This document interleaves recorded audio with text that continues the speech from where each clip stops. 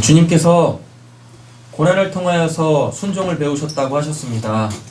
그리고 십자가에서 죽기까지 아버지의 뜻을 이루기 위하여 그 아버지의 사랑이 무엇인지 우리에게 알리기 위하여 죽기까지 그 순종하신 예수님, 우리 앞서 행하신 그 삶을 우리도 따라가길 원합니다. 그리고 그 예수님을 따랐던 수많은 우리의 믿음의 선진들 우리가 본받기를 간절히 소원합니다. 그 예수님과 또 우리 신앙의 선진들과 지금의 저희 모습은 참 많이 다릅니다. 하나님, 그러나 성경에서 제시하고 있는 예수님의 삶이 옳다면 하나님, 우리의 삶을 내려놓고 예수님을 따라갈 수 있는 자들이 되게 하여 주시옵소서. 그 길이 어떠한 길이고 하나님께서 우리에게 어떠한 삶을 허락하시든지 간에 하나님, 분명 하나님께서는 우리에게 당신의 구원을 이루실 줄로 믿습니다. 아멘. 하나님, 우리가 온전히 그 아버지만을 그 예수로 통하여서 우리에게 보여주신 그 천국의 삶이 무엇인지를 분명하게 알리시고 그 삶 살아갈 수 있도록 힘과 능력과 지혜 더하여 주실 줄로 믿습니다. 오늘도 말씀으로 우리에게 그 길을 제시하실 때에 아멘으로 화답할 수 있게 해주시고 우리의 삶의 현장에서 그 믿음의 열매, 행함으로 이루어낼 수 있는 저희 모두 되게 하여 주시옵소서. 모든 말씀 예수님의 이름으로 기도드립니다. 아멘. 네, 한동안 제껴놨었던 히브리서 강해를 오늘 이제 마치도록 하겠습니다. 히브리서 13장. 오, 이발을 하니까 그냥 사람이 새로워 보이네. 히브리서 13장입니다. 히브리서 13장으로 히브리서 강해를 이제 마치도록 하겠습니다. 히브리서 13장. 다 찾으셨나요? 그 이제 서신서들 있잖아요. 지금 저희는 서신서를 보고 있지 않습니까? 서신서라고 얘기를 하면 이제 로마서부터 시작되어져 가지고 요한계시록까지 그걸 이제 서신서라 그러죠. 예, 서신서는 그 예수라는 복음을 사도들이 전함으로 통하여서 각 지역에 세워진 교회, 그리고 그 교회가 바르게 신앙을 하기 위하여서 그 사도들이 보낸 편지들이죠. 예, 그러니까 편지를 보낼 때는 여러 가지 이유가 있겠지만 대부분 보면 두 가지로 그 서신서를 띄우는데 목적이 있다라는 걸 알 수 있어요. 첫 번째 뭐냐면 지금처럼 이렇게 목회자가 많지 않잖아요. 그리고 체계적인 신학교도 없었다고요. 예. 그러니까 오로지 그냥 사복음서, 구약은 일단 차치하고 그 사복음서 예수에 대한 삶을 직접적으로 경험한 누구? 사도들이 그 예수에 대해서 아주 단편적인 것만 이렇게 복음으로 전했다고요. 예. 그래서 이제 교회가 세워지죠. 그때는 교회라는 게 없었으니까 또 다른 곳으로 또 가고, 그래가지고 사도들이 아무리 오래 머물러 봤자, 한 지역에 아무리 오래 머물러 봤자 2년 이상 머무르는 사도들이 거의 없었어요. 예. 그러니까 보편적으로 보면 한 6개월? 6개월 이렇게 복음 전하다가 어디 딱 갔어요. 그래서 거기서 이제 복음을 전하고, 그리고 이제 예수에 대한 전반적인 이야기들을 하고 또 이제 다른 곳으로 또 가서 거기서 복음 전해서 거기 또 교회가 세워지고 이런 식이었었다고요. 예. 그러니까 예수에 대한 소위 말하는 그 정보, 데이터, 우리가 뭘 믿어야 되면 어떻게 신앙을 해야 되는지에 대한 그 내용들이 굉장히 이렇게 적겠죠. 예. 그러다 보니까 뭔 문제가 생기겠습니까? 예. 신앙에 대한 오해들이 생기기 시작하죠. 신앙이라는 건 뭐니까요? 삶과 이렇게 직접적으로 맞닿아 있으면서 계속 삶이라는 것과 부딪히면서 그걸 이제 하나님의 나라로 바꿔내는 거잖아요. 예. 맞죠? 그러니까 삶이라는 건 굉장히 다양하지 않습니까? 근데 복음이라는 건 예수라는 그 팩트만, 예수님의 그 3년 6개월의 그 팩트만 이렇게 딱 전해놨어요. 그러다 보니까 이걸 어떻게 적용해야 될지에 대한 그 접점들에 대해서 굉장히 좀 미흡했다고요. 초대교회 때는. 게다가 또 뭐도 있었어요? 이단이라든가 아니면은 기존에 있었던 그 종교라든가 아니면 이제 복음을 다른 나라에 전하니까 그 나라의 어떠한 그 우상들 있을 거 아닙니까? 자신들 이런 게 있을 거 아닙니까? 이런 것들이 계속 이렇게 막 교회 안으로 유입이 되어지면서 막 혼돈이 오기 시작했어요. 예. 특별히 근데 이제 이 사도들이 서신서를 쓸 때는 왜 쓰냐면 다른 종교는 그렇다 쳐. 왜? 그건 하나님을 믿지 않으니까. 근데 하나님을 믿는 그 이제 부류가 있는데 그걸 종교라고 할게요. 그게 있는데 그게 뭐냐면 유대교네. 예. 하나님을 믿고 있어요. 똑같 기독교도 예수를 믿는 사람들, 우리 그걸 기독교라고 할게요. 기독교도 하나님을 믿고 있어요. 유대교도 하나님을 믿고 있어요. 예. 그러다 보니까 이 유대교가 기독교안으로 이렇게 이 유입이 되어지면서 자꾸 기독교가 뭐화되어지기 시작하냐면 유대교화되기 시작하는 거예요. 그러니까 종교화되기 시작하는 거예요. 종교화가 된다라는 건 어떠한 형식을 취해서 거기에 자꾸 자신들을 이렇게 올가매려고 하는 거예요. 그리고 그 형식 안에서 주어지는 어떠한 그러한 뭐라 그럴까 만족들이 있습니다. 하나님이 주시는 진리의 은혜 말고 내가 그 형식에 맞춰서 내가 뭔가를 하고 있다라는 내 행위로부터 오는 그 만족이 있어요. 예. 그러다 보니까 이게 자꾸 기독교인들이 예수를 믿던 사람들이 자꾸 유대교로 이렇게 회귀해 들어가는 거예요. 히브리서는 뭐라 그래야 되나 신약의 레위기라는 별명을 갖고 있어요. 신약의 레위기. 왜냐하면 레위기가 뭐니까요. 제사장과 제사법에 대한 내용들이잖아요. 근데 우리가 지금까지 히브리서를 1장부터 12장까지 쫙 봐왔는데 온통 다 예수에 대해서 뭐라고 얘기해? 대제사장 그리고 뭐 영단번에 드리는 제사로 우리는 더 이상 이제 유대교가 드리는 제사는 드릴 필요가 없고 이제 우리는 하나님하고 직접적으로 그 성소에서 만날 수 있다. 이런 내용들이잖아요. 그러다 보니까 이 레위기의 형식이 많이 이제 이게 들어와 있다고요. 예. 근데 왜 그러면은 히브리서 저자가 히브리서를 왜 그렇게 썼냐면은요. 히브리서를 읽고 있는 그 공동체가 이렇게 있겠죠. 우리로 따지면 이제 교회겠죠. 그 어떠한 교회에다가 이 히브리서를 썼단 말이에요. 그래서 보내줬단 말이에요. 그럼 지금 그 교회가 두 가지 문제가 있다는 얘기입니다. 잘하고 있는 거는 칭찬을 할 테고 우리가 무슨 편지를 쓸 때는 어떤 목적을 갖고 편지를 쓸 때는 잘하고 있는 것은 칭찬해서 독려해서 더 잘하게 하려고 하는 거고 그죠? 그리고 못하고 있는 것은 잘못하고 있는 것은 그걸 바르게 잡으려고 하는 거잖아요. 그러니까 서신서는 두 가지 목적으로 거의 쓰여요. 첫 번째 뭐냐? 아까도 말씀드렸지만 예수에 대한 신앙에 대한 데이터가 별로 없어. 예, 그것 때문에 이제 오류가 막 생기는 거예요. 그래서 그걸 알려주려고 하는 거죠. 하나님에 대한 예수에 대한 그래서 신앙을 어떻게 해야 되는지에 대한 그 방향성을 제시해주고 잘못되어 있는 것. 그 실제적으로 그 교회에 그 어떠한 문제가 있어요. 그거를 딱 얘기하고 그거를 바로잡기 위해서 굉장히 투샷이 아주 그냥 이쁩니다. 그 헌신 하나님께서 보실 거예요. 네, 걱정하지 마세요. 저기 벽에다가 카메라 이제 설치하려고 벽에 붙이는 그 이제 브라켓 샀어요. 다음 주부터 저런 아름다운 투샷을 더 이상 볼 수 없을 거야. 그러니까, 오늘 캐나다 토론토에서 그 이제 살고 계시는 영상 이름이 음영상이에요. 네, 감사합니다. 우리 영상 형제가 이렇게 오늘 또 이렇게 왔어요. 15년 만에 한국 들어왔대요. 그러니까 15년 만에 이제 이 지역을 우리가 한국에 밟은 건 2년이고요. 네. 근데 청량리 지역에 온 건 15년 만입니다. 그쵸. 청량리. 대기동 청량리 지역은 15년 그쵸. 만에. 15년 만에 처음 오셨대요. 네. 아니면 지금 이민 생활하고 계시거든요. 네. 그리고 캐나다 토론토에 영락교회, 우리나라에도 영락교회 있잖아요. 그 토론토 영락교회에서 신앙생활을 아름답게 잘 하고 계세요. 이제 한국에 이렇게 또 들어올 일이 있으셔가지고 이렇게 오셨는데 또 이건 또 어떤 분 만나 뵈면서 감사하게 또 서울에 올 일이 있어가지고 또 이제 만나러 이렇게 또 오셨어요. 게다가 또 예배까지 같이 드리니까 참 감사합니다. 네. 게다가 또 이제 카메라까지 이렇게 잡아주니까 은혜 가운데 은혜입니다. 뭐까지 얘기했어요? 그 잘못된 거.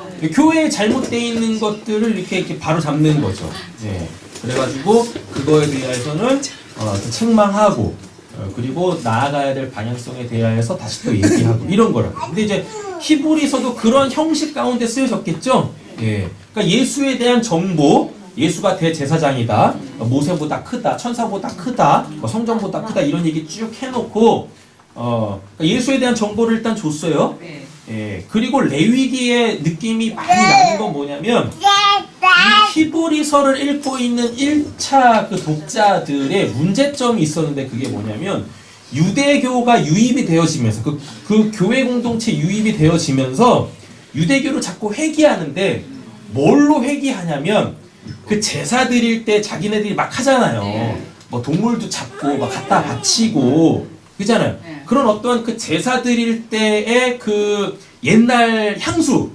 예, 내가 지금 뭔가를 막 하고 있다. 예. 그러니까 이게 또 거기서부터 오는 또 뭐라 그러냐. 만족? 내가 뭔가를 하고 있다. 그래서 뭐 내가 이렇게 대리만족. 예, 대리만족? 그래, 대리만족이 나오죠. 그러니까 내가 그거를 뭔가를 했다는 적극적으로 그 하나님 앞에 제사를 드린다라는 어떤 이런 게 이렇게 막 유대교가 이렇게 유입이 되어지면서 그쪽으로 마음이 막 쏠리기 시작한 거예요. 그래서 좀 그걸 바르게 잡으려고 한다라는 이야기인 거죠. 예. 어떻게 보면 지금 이 기독교의 예배 형식을 보면 예배에 적극적으로 동참하고 참여하는 사람 목사밖에 없잖아요. 네. 그죠? 그 다음에 뭐 성가대나 아니면 반주자나 뭐 이렇잖아요.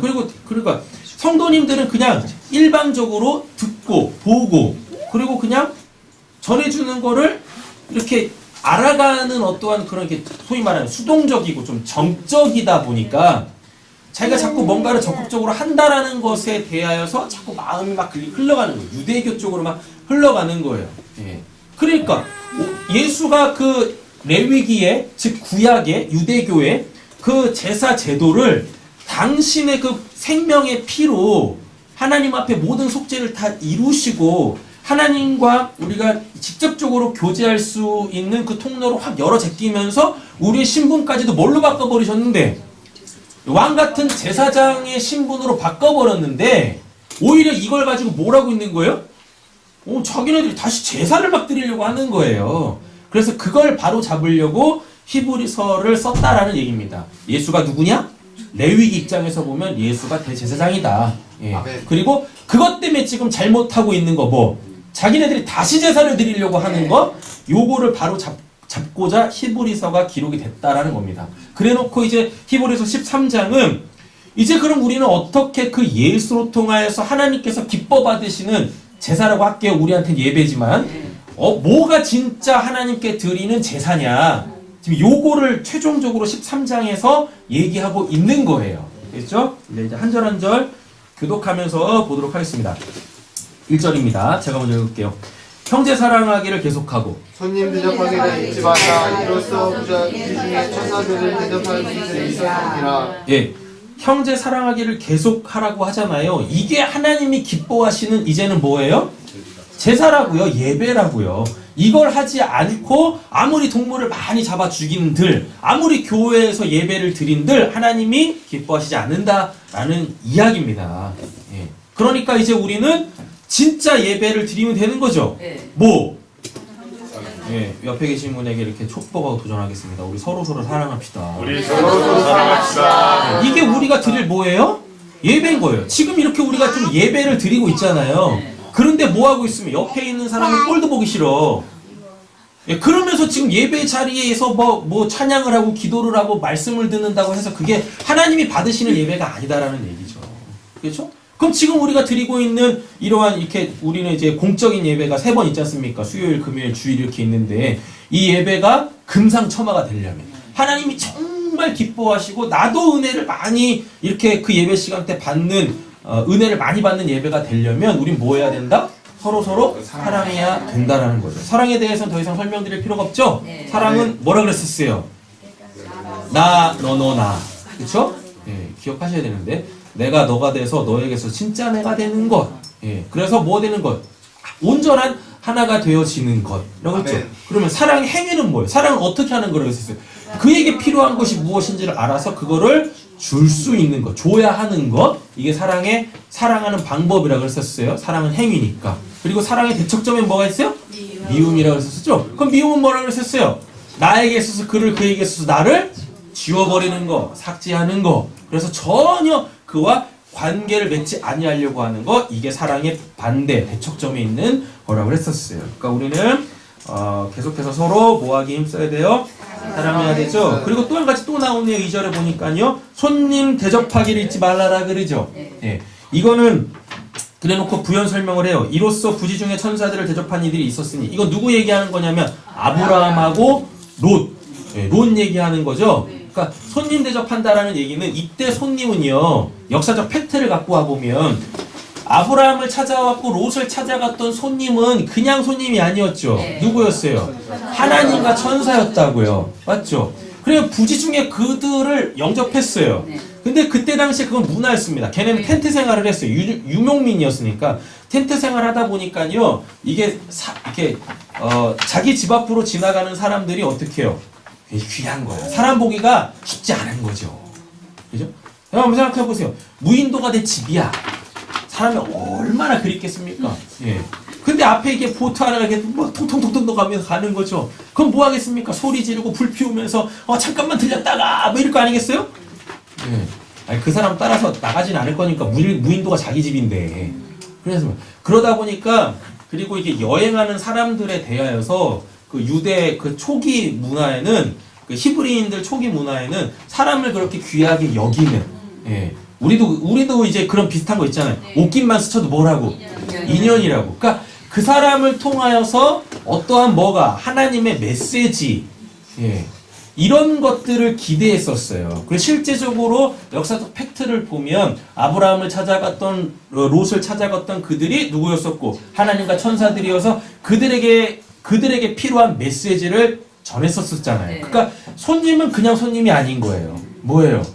지금 나에게 필요한, 또는 지금 나와 관련되어져 있는 어떠한 사람, 어떠한 상황 속에서 뭐가 하나님의 사인, 메시지가 온다라는 그런 개념이 있었다고. 그래서 히브리서 저자는 지금 이렇게 하고 있었어요. 그리고 여기서 말하는 손님은 그냥 아무나 손님이 얘기하는 게 아니라 복음 전하는 사람. 예. 이때 당시에는 그 목회자가 없었다, 고정되어져 있는 한 교회에 계속 머물러 있는 목회자, 담임 목회자가 없었다고 그랬었잖아요. 그러다 보니까 뭐 하는 사람, 복음 전하는 사람들을 굉장히 귀하게 여겨야 한다라고 했었던 거예요. 왜냐? 예수에 대한 데이터가 그렇게 많지 않거든요. 정보가 많지 않거든요. 그러니까 복음 전하는 그 손님들을 빨리 모아서 귀하게 여겨서 모셔드려서 그로부터 복음을 더 들으라라는 이야기인 겁니다.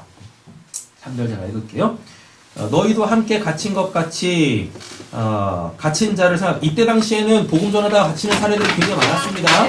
특별히 사도 바울만 봐도 우리가 알 수 있잖아요. 예. 갇힌 자를 생각하고 너희도 몸을 가졌은 그 학대받는 자를 생각하라. 그러니까 이거 그냥 자기가 잘못한 거에 대하여서 받는 것들을 얘기하는 게 아니라 복음 때문에, 예수가 그랬잖아요.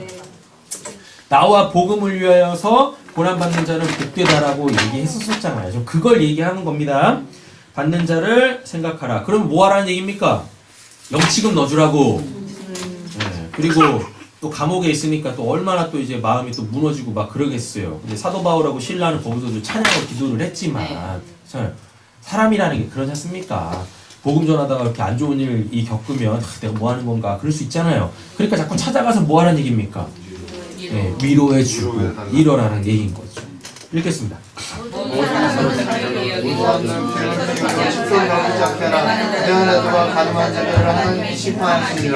그죠? 이건 이제 실제적인 사례들이죠. 예, 교회 안에 교회가 세워졌는데 각 지역마다, 그러니까 고대 사회에는 그 성이라는 것에 대한 개념들이 지금 우리처럼 이렇지 않아요. 예. 특별히 이제 동양권하고는 더 좀 이렇게 거리가 멀죠. 예. 그래서 굉장히 이게 우리적 개념에서 보면 굉장히 문란했었어요. 그리고 성이라는 것에 대하여서 그렇게 폐쇄적이지도 않았었다고요. 예. 그냥 성은 인간이 기본적으로 갖고 있는 욕구, 이런 정도의 수준이었었던 거예요. 예. 그런데 하나님은 이 성이라는 것, 특별히 이 결혼 제도라는 거 있지 않습니까? 이걸 통하여서 하나님의 사랑이 뭔지, 관계는 어떻게 유지하고 어떻게 관리를 해야 되는 건지, 그리고 그 부부관계를 통하여서 그 가정이라는 걸 통하여서 그 새 생명이 어떻게 잉태되어지며 그 새 생명을 그냥 놔두면 그냥 자라나는 게 아니라 이렇게 예배 시간 때 막 돌아다니면서 얘만의 예배를 드려야 얘가 하나님 안에서 잘 자란다라는 거 이런 것들이 이렇게 가르쳐지는 이상해. 예, 예. 그래서 이 새 생명에 대한 그 복음을 다시 재생산해내는 것으로서의 육적 모형이 뭐였냐면 부부였었고 그리고 가정이라는 테두리였었다는 거예요. 그러니까 이걸 귀하게 여겨야만 한다라는 거였었던 거죠. 네. 예. 그런데 이 음행과 간음은 그 기본적인 하나님의 사랑이 아주 기본적인 이 단위를 어떻게 해요? 깨잖아요. 예. 그러면서 뭐가 깨져요?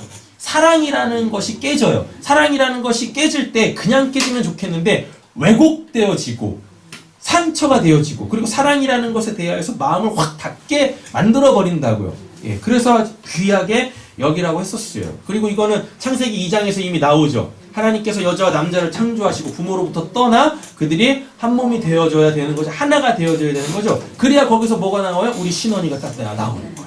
예. 그리고 곧 있으면 또 뭐가라니까 좀 이상하네. 누가? 우리 신원이 동생이 이렇게 또 나오는 거잖아요. 그죠? 예, 딸내미로. 떡두꺼비 같은 아들이 있으니까 딸은 뭐라 그래요? 아, 공주 같은 딸이라 그래요? 그런 얘기 없어요. 네, 없어요. 우리 딸에 대한 딸이라고 하지 않아요? 그러니까 비행기까지 태워야 되니까. 비행기 태워주는 딸, 그죠? 살림미천, 노후자금. 네. 그리고 이제 이 딸이 이렇게 딱 태어나야 되지 않겠어? 그렇잖아요. 그래서 우리 교회도 이제 막 부응하는 거지. 5절 제가 읽어야 되는 건가? 네. 네. 아까 4절에서 이야기하는 것은 이제 뭘로 가시면 돼요? 하나님이 사랑이시다. 그 사랑으로 말미암아 새 생명이 잉태되어진다. 복음의 재생산 이게 깨어진다라는 거죠. 음행과 간음은. 그래서 우리가 깨어 있어야 한다라는 이야기입니다. 돈을 사랑하지 말고 이거는 예수님께서도 말씀하셨죠. 하나님과 재물을 겸하여 섬길 수 없다. 그럼 돈이 얘기하는 건 뭡니까? 세속국가의 산물이죠. 예. 세상이라는 것을 한마디로 딱 약축하면 뭐예요? 돈이에요. 그래서 세상은 어떤 신이 다스리고 있어요? 돈신이 다스리고 있다고요. 왜? 그 돈이면은 못할 게 없잖아요. 돈이면 다 할 수 있다고요. 돈이라는 것은 결국 또 뭐의 수단입니까? 매매의 수단이죠? 맞죠? 근데 하나님의 나라는 매매라는 게 없어. 그러니까 내가 뭔가를 해서 그거에 상응하는 뭔가를 얻어내는 개념 자체가 없다고요. 하나님의 나라는 철저하게 하나님의 사랑에 섬김을 받고 그래서 나도 뭐하고 섬기는 그 메커니즘을 갖고 있는 게 하나님의 나라인데 우리 세상 이 세속 국가는 다 뭐예요? 그러니까 우리 세상 이 세상에서는요 내가 아무리 처음에 뭘 해도 좋은 마음으로 하더라도 뒤돌아서면 기대하죠. 그렇죠? 이게 뭘로만 봐도 알아요. 경조사만 봐도 알아. 우리 종종 그럽니다. 우리 서장로님이 얼마 전에 그러셨어요. 뭐냐면 온갖 그냥 뭐 결혼식 또 무슨 뭐 장례식 뭐 또 뭐 돌 이런 거에 많이 이제 이 그 경조사에 참여하시고 다 하셨어. 예. 그러니까 우리 서정라님은 그러지 않으시는데 세상 사람들 그래서 다 뿌린다라 그러죠. 그래가지고 때 되면 어떻게 걷는다고 하잖아요. 서장로님이 이제 처음에 이렇게 다니셨던 직장에 직원들이 굉장히 많으셨다고요. 그래서 거기 다 찾아다니면서 다 우리 서장로님은 그러지 않으셨습니다. 세상 말로 말하면 많이 뿌리셨어. 예. 그리고서 이제 거들만한 때가 됐는데 직장 옮기셨네. 예. 그리고서 이제 이게 이제 뭐 청첩장도 돌리고 뭐 이렇게 돌렸는데 한 명도 안 오더래요. 한 명도 안 오더래요. 예. 그래서 밑빠진 독에 물을 부신 거지. 게다가 또 그때 또 뭘 맞으셔가지고 IMF 맞아가지고 예. 그런 거야. 50% 삭감된 금액으로 받으셨다고 그러더라고요. 그러니까 이상해요. 우리는 처음에 어떤 관계의 중요성 때문에 그리고 정말 귀하게 여기는 마음이 이렇게 했다 손 치더라도 뒤돌아서면 뭐예요? 은근히 또 기대요. 또 우리나라 사람들이 그렇죠. 좋은 마음으로 받았는데도 불구하고 어떻게 해요? 그거에 대해 빚진 마음을 가져. 그래가지고 뭐예요? 나도 또 이렇게 해야 될 거라는 그런 생각들을 갖고 있어요. 네. 그러니까 지금 당연하다고 하잖아요. 이게 지금 돈신이 휘어잡고 있어서 그러는 거야. 돈신이. 그러니까 돈을 사랑하지 말라라는 것은 그냥 돈을 얘기하는 게 아니라 뭐 하지 말라라는 거예요? 그 돈으로부터 오는 하나님의 나라의 메커니즘과는 다른 그 세속국가의 그 삶의 방식들, 그런 거를 배척하라라는 얘기입니다. 그럼 이건 뭐예요? 세계관이 바뀌어야 되는 거죠. 그죠? 세계관이. 돈이 다스리는 세계에서 하나님의 은혜의 그 영역, 하나님의 나라로 위치 이동하라는 얘기입니다. 이어서 또 이야기하면 있는 바를 족한 줄 알고 욕심내지 말라라는 얘기죠. 하나님 의지하라는 얘기입니다. 하나님으로 살라라는 얘기고 그가 친히 말씀하시기를 내가 결코 너희를 뭐하지만 돼요. 버리지 아니하고 너희를 떠나지 아니하리라. 그러니까 하나님이 우리를 너무나 잘 아시고 우리가 욕심내지 아니하고 정욕으로 구하지 아니하고 하나님의 그 하나님 나라의 그 삶의 원리대로 살게 되어지면 하나님께서 우리의 모든 필요를 다 아시고 그때마다 채워주신다라는 이야기입니다. 우리에게 이 믿음이 있어야 할 줄을 믿습니다. 아멘. 6절 읽으시겠습니다. 그러므로 우리가 형제에 말하되 주의 나를 무슨 이시기에 무서워하지 아니하노라 사람이 내게 어찌하리요 하노라. 아멘. 일단 맥락이 하나 딱 끊겨요. 그죠? 그럼 그러므로의 동그라미를 딱 치시면 되죠. 그럼 1절부터 5절까지를 정리하는 거죠. 1절 뭐였었어요? 형제 사랑하는 거죠. 이거 누구 없으면 하나님이 도와주시지 아니하면 사랑할 수 없어요. 다음에 2절에선 뭐였었어요? 손님 대접하기. 하나님이 도와주시지 아니하면 그 사람을 내가 어떻게 알아먹고 그 사람을 대접하겠냐고요. 그죠? 그 사람을 대접하여 그에게서 뭐가 올 텐데? 하나님의 어떠한 그 메시지가 올 텐데. 그렇잖아요. 그리고 3절도 보시면 하나님이 도와주시지 않는데 어떻게 영치금 낼 수 있겠습니까? 그죠? 네, 이런 거야 다. 그리고 하나님이 도와주시지 아니하는데 어떻게 그 부부관계, 그 가정을 잘 지켜낼 수 있겠냐고요. 그렇죠? 그리고 뭐 5절은 뭐 방금 전에 설명했으니까 이건 하나님이 도와주시지 아니하면 위치분이 안 돼. 그렇죠? 하나님이 우리의 도움이신 줄로 믿습니다. 네. 아멘. 다 읽으시는가요? 네. 7절 읽겠습니다. 그 문맥이 바뀌어요. 예. 또 다른 내용들이 시작되어집니다. 하나님의 말씀을 너희에게 일러주고 너희를 인도하던 자들을 생각하며 그들의 행실의 결말을 주의하여 보고 그들의 믿음을 본받으라. 그리스도는 어제나 오늘이나 영원토록 동일하시니라. 네. 그러니까 이건 이제 목회자와의 관계겠죠. 지금 우리로 따지면 목회자와의 관계겠죠. 그죠? 그래서 그들과의 그들이 이야기하는 걸 그들이 그대로 살고 있는가 이런 거 봐야 되는 거죠. 그렇죠? 네. 그리고 제대로 된 그 신앙을 하고 있는 그 목회자의 그 믿음은 항상 내용이 있다라고 했었어요. 그 내용을 잘 듣고 배워서 그대로 행해야 되는 거죠. 예. 자, 그런데 8절에서 예수 그리스도는 어제나 오늘이나 동일하시다라 그러잖아요. 그럼 이 말은 뭐냐면 누가 와서 어떠한 복음을 전하든 누가 와서 어떠한 목회를 하든지 간에 그들은 다 누구를 얘기해야 되는 거예요? 예수를 얘기해야 되는 거죠. 근데 자기 얘기해버리면 뭐가 되는 거예요? 예, 하나님의 교회가 되는 거예요. 예, 안상호, 뭐 이만희 뭐 이렇게 되는 거야. 그래서 나만 바라봐 이러는 거예요. 그 무슨 뭐 그렇죠 허경영도 아니고 한 10년 같이 신앙생활한 것 같아요. 우리 교회 예배 너무 아주 쉽게 녹아들었어. 우리 교회 예배가 참 쉽게 이렇게 저거 쉽지 않은 예배인데 되게 감사하네요. 그죠? 그래서 뭐 목회자들도 누구만 예수만 그리고 그 목회자에게서 누가 보여야 되고 예수가 보여야 되고 그렇죠? 그래서 목회자가 아니라 목회자에 매이는 게 아니라 머물러 있는 것이 아니라 우리 누구에게까지 자라나야 돼요? 예수에게까지 자라나야 한다는 얘기입니다. 9절 제가 읽겠습니다. 여러 가지 다른 교훈에 끌리지 말라. 마음은 은혜로서 굳게함이 아름답고 음식으로서 할 것이 아니 여기서 음식은 뭐냐면 레위기에 보면은 레위기 11장에 그 정결한 짐승, 부정한 짐승 있죠? 우리가 먹을 수 있고 먹을 수 없는 것. 그것도 이미 예수님이 다 성취하셨어요. 그게 아주 그냥 직접적으로 그 음식 규례가 예수로 통하여서 완성되어졌다라는 게 그 사도행전에서 나오죠. 9장에서 보면 그 이제 베드로가 이렇게 그 기도 시간에 정해놓은 기도 시간에 옥상 올라가가지고 기도를 하다가 따뜻한 볕에 이렇게 이제 꼬박꼬박 졸고 있었어요. 그때 환상이 내려오잖아요. 보자기 하나 내려오는데 거기 온갖 더러운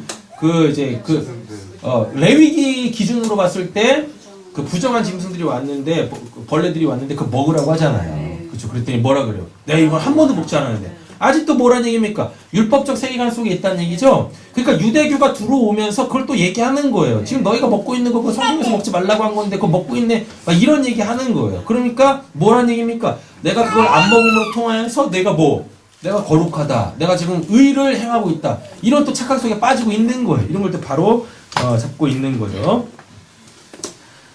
음식으로 쌀 것이 아니니 음식으로 말미암아 행하는 자는 유익을 얻지 못하였느니라. 읽겠습니다.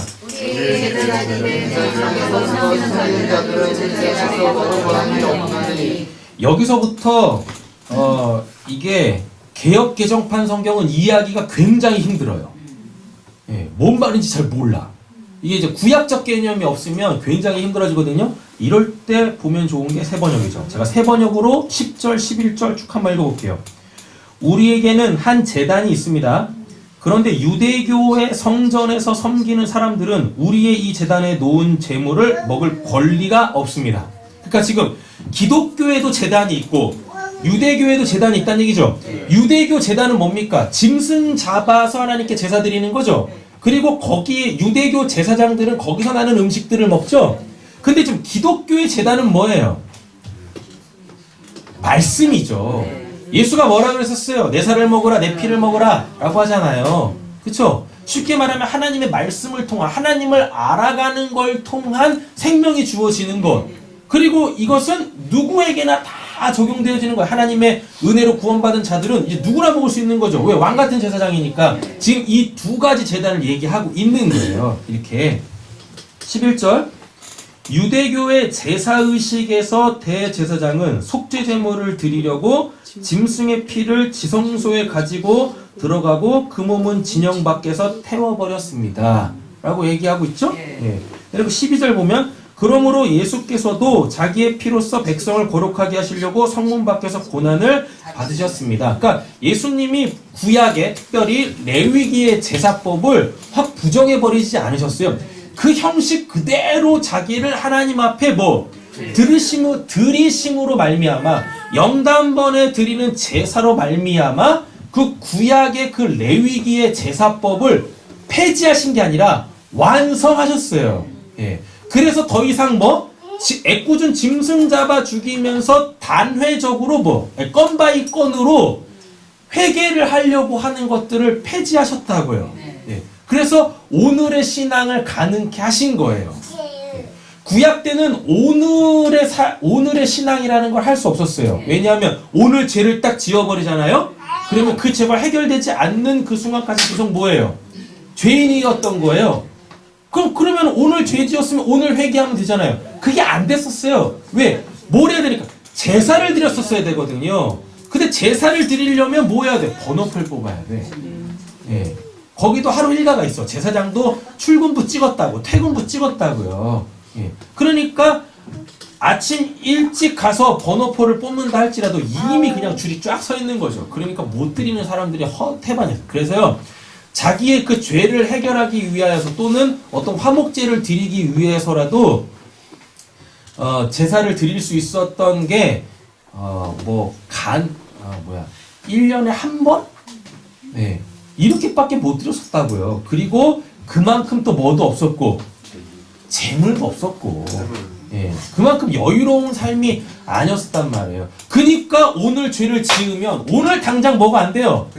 회개가 안 돼. 그래서 계속 죄인으로 사는 거야. 계속 죄인으로. 예. 그랬다가 결국은 제사를 못 드리잖아요. 그래서 하나님께서 또 그런 구약적 상황들을 염두에 놓으시고 대속죄 1년에 단 한 번 그냥 한 번에 퉁쳐버리는 그 대속죄를 또 제정해 놓으셨던 거예요. 네, 이랬다. 근데 예수로 말미암은 영단번에 드린 제사는요. 이제는 우리가 죄를 지으면 그 즉시로 뭐 할 수 있어요? 회개할 수 있게 됐다니까요. 네, 지금 이걸 얘기하고 있는 거예요. 근데 이걸 개역 개정판 성경으로 아무리 읽으면 블랙홀에 빠져. 뭔 말인가? 읽어도 몰라. 그래서 이럴 때는요, 이해가 안 되시면 고민하지 마시고 빨리 뭘 보세요? 세번역. 세번역본을 빨리 보세요. 예. 오늘 또 영어권에서 오신 분이 계시니까 세번역으로도 잘 이해가 안 돼. 그럼 영어를 보세요. 예. 예. 우리가 몰라요. 그렇죠. 회개해야 됩니다. 영어를 글로벌 시대에 영어를 모르는 건 이거 회개해야 돼. 팝하고 진짜 번역기. 그죠? 다음에 어딜까요? 12절. 예. 13절. 그죠? 근데 이제 12절 보면 그럼으로 돼 있죠. 그럼 그럼으로 하나 동그라미를 딱 치는 거죠. 그러니까 이제 결국 이걸 얘기하는 건 뭐냐면 예수가 우리를 위하여서 뭐 하셨어요? 십자가에서 죽으셨죠. 그리고 영문박, 그거 이제 골고다입니다. 네. 예, 골고다에서 예수님 십자가에서 죽으셨잖아요. 그거의 의미를 알고 우리도 이제 그것에 동참해야 된다라는 이야기인 거죠. 그래서 예수님께서 그 복음서에서 뭐라 그래요? 나를 따라오려거든 자기를 부인하고 자기 십자가를 지고 나를 따를 것이니라 라고 얘기하셨다고요. 이렇게. 예, 그래서 14절 읽으시겠습니다. 우리가 여기에는 영원한 도성이 없으므로 장차올 것을 찾나니. 그죠? 13절에서 영문박이라고 했었잖아요. 네, 영문박. 영문밖에 있다라는 얘기는 결국 어딜 들어가야 된다는 얘기예요. 영문 안으로 들어가야 된다는 얘기죠. 근데 그때 영문은 어디입니까? 예루살렘 성전이죠. 예수님이 거기서 그 예루살렘 성전에서 나와서 뭘 했다는 얘기예요? 십자가에서 죽으셨다는 얘기잖아요. 골고다에서 죽으셨다는 얘기잖아요. 우리도 거기로 가야 된다라고 하잖아요. 우리도 골고다에 가야 된다라고 그러잖아요. 그 말이 결국 뭡니까? 대부분의 사람들은 예수로 통하여서 십자가에서 구원받았으니까 우린 그럼 어디로? 죄 없으니까 성전으로 들어가야 된다는 얘기인 겁니다. 이렇게 순서가 원래 되는데 갑자기 14절에서 뭐라 그래요? 우리가 여기에는 영구한 도성이 없으므로 라고 돼 있죠. 쉽게 말하면 예수가 그 눈에 보이는 예루살렘 성전에서 쫓겨나가서 해골이라고 하는 그 골고다에서 십자가에서 죽으셨어요. 그러니까 유대교가 딱 들어와 버리면 뭐예요? 그러니까 우린 다시 어디로 돌아가면 돼? 예루살렘 성전으로 가서 거기서 제사 드리면 된다. 이렇게 가면 안 된다라는 걸 얘기하는 겁니다. 눈에 보이는 성전이 아니라니까. 예. 그래서 예수님께서 요한복음 2장에서 뭐라 그래요? 눈에 보이는 그 예루살렘 성전 보면서 저거 허물어라. 내가 3일 만에 다시 지을게. 그거는 예수의 몸을 성전 삼으셨기 때문에 그렇습니다. 왜 그러냐면 예수님이 성령으로 충만하셨잖아요. 그러니까 하나님이 하신 말씀만 하고 하나님이 일하시니까 지금 나도 일한다라고 이렇게 말씀하실 수 있으셨던 거예요. 네. 그러므로 말미암아 우리에게도 뭐가 주어졌어요? 사도 바울이 고린도 전서 3장 6장에서 뭐라 그래요? 너희는 너희의 몸이 거룩한 성전인 줄을 알지 못하느냐? 이렇게 얘기하잖아요. 그러니까 예루살렘 성전, 우리는 이제 죄사함 받았으니까 글리 돌아가야죠. 그 성전을 다시 지어야. 그 백투 예루살렘은 정말 성경하고 안 맞는 거예요. 네. 네, 인터컵 이런데. 걔네 하는 일이 뭡니까?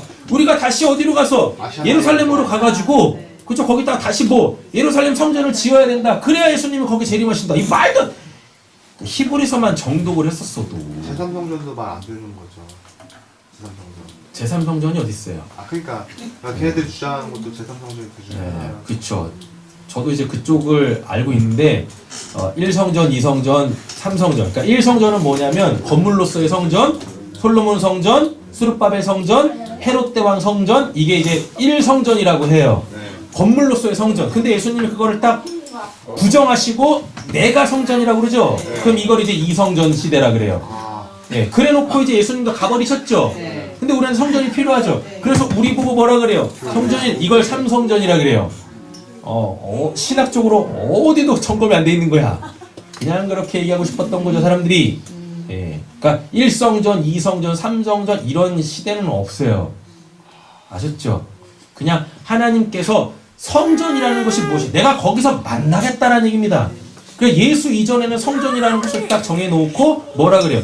그걸 중앙성소 사상이라 그래요. 아무 데서나 가가지고 잡다한 신 갖고서 이게 나다라고 만나지 말고 내가 정해놓은 그 성전, 그 솔로몬 성전, 스룹바벨 성전 거기서 뭐 나를 배워라. 예. 근데 이미 거기는 헤롯 대왕 성전으로 오면서 성전 기능을 완전 잃어버렸죠. 거기서 막 비둘기 팔고 소 팔고 양 팔고 하면서 성전이 더럽혀졌다고. 그래서 예수님이 그걸 싹 다 정리해버리고 예수님 자체가 뭐가 돼서 성전이 되셔가지고 하나님 나라 하나님에 대해서 가르치셨잖아요. 근데 이제는 어떻게 복음을 들은 우리가 이제 뭐 하는 거예요? 예, 성전이 돼서 그 누군가 하나님을 모르는 자들에게 하나님을 가르치고 전하면 되는 거예요. 아멘. 예, 이렇게 되면 되는 거예요. 아멘. 요걸 지금 얘기하고 있어요. 우리가 여기에는 영구한 도성이 없으므로, 그렇죠? 장차 올 것을 찾나니, 이건 소위 말하는 죽어서 가는 천국을 이야기합니다. 아멘. 죽어서 가는 천국, 우리는 거기를 사모해야 한다라는 이야기인 거죠. 그렇죠? 15절 읽으시겠습니다. 그러므로 우리는 예수로 말미암아 항상 찬송의 제사를 하나님께 드리자. 이는 그 이름을 주어하는 입술의 예배니라. 그래서 그 1절부터 시작되어지는 하나님이 기뻐하시는 예배, 제사는 쭉 설명했죠. 1절부터 이런 거를 우리가 이제 해야 된다라는 얘기죠. 16절부터 또 나옵니다. 오직 선을 행함과 서로 보하고 나누어지기를 잊지 말라. 하나님은 이 같은 제사를 보세요. 하나님은 이 같은 제사를 기뻐하시느니라 라고 얘기하고 있잖아요. 예. 그러니까 예배는 단순히 그냥 교회가 정해놓은 공적인 시간에 와서 이렇게 예배 드리는 것뿐만 아니라 우리의 실제적 삶에서 이러한 지침들, 믿음의 내용들을 행하는 것이 하나님이 기뻐하시는 뭐예요? 예배, 제사라는 이야기인 거죠. 됐죠? 네. 울며 통곡하며 기도하고 있습니다. 네, 우리 신원이가 이렇게 열심히 또 예비 씨한테 기도를 하고 있어. 하나님 꼭 들으실 거야. 아멘. 네. 뭐라고 기도하시는지 아세요 방금? 우리 신원이가 방금 뭐라고 기도하는지 아십니까? 모르시죠? 네, 하나님 빨리 똥오줌 나를 지켜주세요 라고 기도했어요. 그래야 우리 부모님들이 이제 마음 편히 주무시기도 하시고 그러실 거 아닙니까? 우리 신원이는 효자야. 벌써부터 부모님 생각을 하셔. 또 정솔로 들으십니다. 18절 읽겠습니다. 19절인가? 19절이? 17절 읽겠습니다. 너희는 인도하는 자들을 수하고 공부하라. 그들과 영을 위하여 겸손하기를 지금 청소한 자인 것 같이 하느니라. 그들로 하여금 즐거움으로 이것을 하냐고 근심으로 하게 하지 말라. 그렇지 않으면 너희에게 이익이 없느니라. 다시 이제 또 신앙적인 부분에 대해서 또 언급을 하고 있죠. 아까도 목회자와 관계에 대해서 얘기했잖아요. 다시 또 얘기하고 있어요. 17절에 목회자와 이렇게 잘 바르게 신앙생활을 하라라고 얘기하고 있습니다. 18절 제가 읽겠습니다. 문맥이 바뀝니다. 우리를 위하여 뭐하래요? 기도하라. 목회자 위해서 기도하라는 얘기죠. 우리가 모든 일에 선하게 행하려 함으로, 모든 일에 선하게 행하려 함으로라는 얘기는 하나님의 뜻을 이룰 수 있게 이걸 얘기하는 거죠. 우리에게 선한 양심이 있는 줄, 여기서 단순히 선한 양심, 우리가 인간으로서 갖고 있는 선한 양심 아닙니다. 뭐요? 물은 곳 세례라. 육신의 더러운 것을 제함이 아니요 하나님을 향한 선한 양심의 강구다. 하나님의 뜻을 구할 수 있는 자라는 거죠. 눈에 보이는 어떤 현상에 매여서 그걸 해결하기 위해서 하나님을 찾는 게 아니라 정말 성도들에게 필요한 그 복음, 하나님의 그 메시지 전할 수 있게 해달라고 기도를 부탁을 하고 있죠. 몇 절일까요? 읽겠습니다. 내가 속히 너희를 하기 위하여 너희가 너희를 원하노라. 이거 보니까 히브리서는 거의 이건 제가 그냥 제 개인적 사견이에요. 바울이 쓴 것 같아요. 바울만 이런 표현을 써요. 내가 다시 너희에게 가노라 이런 표현을 많이 쓰거든요. 네. 바울이 쓴 것 같아요. 그리고 바울만큼 구약에 대해서 제사법에 대해서 그리고 족보에 대해서 정통한 사람이 없거든요. 그는 이제 가말리알 문화에서 그걸 제대로 배운 사람이었었으니까. 히브리서의 저자가 누군지는 알 수 없지만 하나님만 아시겠죠, 그죠? 근데 이런 표현들을 보면 사도 바울이 쓴 것 같기는 합니다. 근데 뭐라 그래요? 내가 더 속히 너희에게 돌아가기 위해 너희가 기도하기를 더욱 원하노라. 왜요? 솔직히 사도 바울만큼의 그 복음, 예수한테 붙잡힌 사람이 없거든요. 그렇다고 베드로는 그렇지 않냐? 아니, 이게 아니라 그 사도 바울만큼 그런 사람이 솔직히 없어요. 그러다 보니까 이 양에 배울 거 누구한테 배우면 사도 바울한테 배우면 좋겠네. 이런 분위기인 거죠. 20절 양들의 큰 목자이신 예수, 우리 주 예수를 영원한 언약의 피로 죽은 자 가운데서 이끌어내신 평강의 하나님이 모든 선한 일에 너희를 운전하게 하사 자기 뜻을 행하게 하시고 앞에 즐거운 것을 예수 그리스도로 말미암아 그 가운데서 이루시기를 원하노라. 영광이 그에게 세세 공토록 있을지어다. 아멘. 딱히 설명할 거 없죠. 22절입니다. 형제들아 내가 너희를 권하노니 겉면의 말을 용납하라. 아무리 좋은 말이어도 뭐하지 아니하면 받아들이지 아니하면 아무 의미가 없는 거예요. 네. 내가 간단히 너희에게 썼느니라. 간단히 썼대. 겁나 길게 써놓고. 읽겠습니다. 우리 형제 디모데는 모든 것을 너희가 알라. 그가 속히 오는 내가 그와 함께 있어서 너희를 보리라. 아멘. 예, 우리 형제 디모데가 놓인 것을 너희가 알라. 그러니까 디모데도 뭐였다? 복음 전하다가 갇혔다는 얘기인 거예요. 근데 뭐였다? 풀려났다. 그러니까 이제 뭐예요? 예, 그가 속히 오면 내가 그와 함께 여러분들을 만나보게 될 것입니다. 이것만 봐도 뭐냐면 그래서 제가 이제 교단에 들어간 것도 있는 거죠. 그냥 혼자 독고다이로 목회하는데 별로 뭐 불편한 그런 거 없었는데 더 잘하고 있는데 더 잘하고 있었는데 이제 하나님이 다시 또 우리 교회를 또 한 단계 또 그렇죠, 업그레이드 시키기 위해서 교단에 들어가게 하시는 것 같습니다. 네. 그래서 이제 우리도 노예 체육대회에 참가하고 이래야 돼. 우리 교회? 네.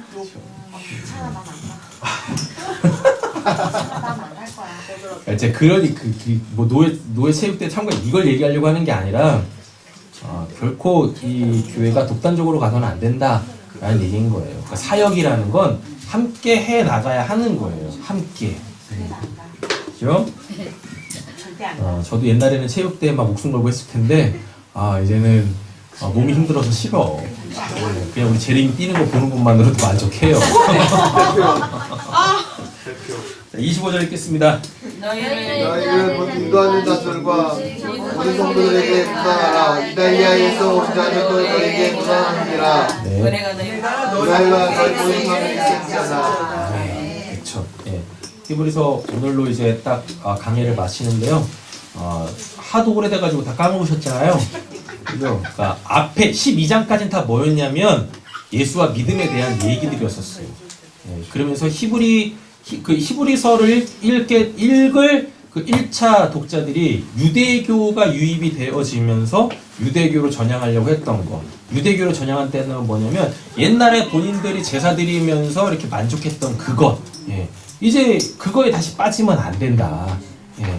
그거에 빠지지 말고 예수로 통하여서 우리에게 주어진 하나님의 그 은혜의 영역으로 들어가야 된다라는 이야기인 거죠. 그러면서 구체적인 삶의 영역에서 우리가 행해야 될 것들 쭉 나눴습니다. 네. 실제적인 영역 그리고 신앙적인 영역 두 부분으로 나눠가지고 이렇게 설명드렸었잖아요. 성경에 그렇게 구조를 쓰였으니까 다시 한번 생각해 보시고 우리가 이제 신앙을 되게 좋아하네.